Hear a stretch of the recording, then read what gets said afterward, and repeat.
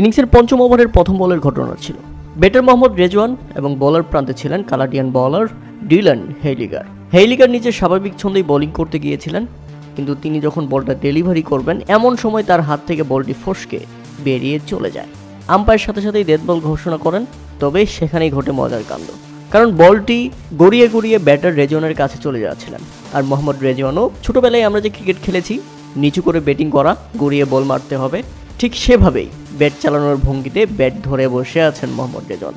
বল আস্তে আস্তে তার ব্যাটের একবারে কাছে চলে যায় এবং সেই মুহূর্তে তিনি বলটাকে ধরে ফেলেন।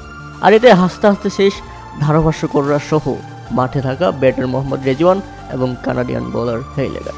ধারাভাষ্য কক্ষ থেকে বলতে শোনা যাচ্ছিল, রেজওয়ানের কাণ্ড দেখে আমার ছোটবেলার কাহিনী মনে পড়ে গেল। ছোটবেলায় ঠিক এভাবেই ব্যাট ধরে আমরা খেলা শিখতাম। ব্যাপারটি অনেকের কাছে হাস্যকর মনে হলেও আমার কাছে এটি স্মৃতিচারণ মনে হচ্ছে।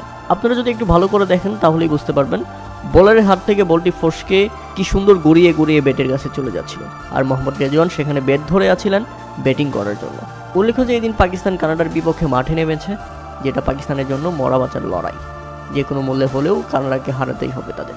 তাই তো প্রথমে ব্যাটিং করতে নেমে কানাডা 106 রানের মধ্যেই থেমে যায়।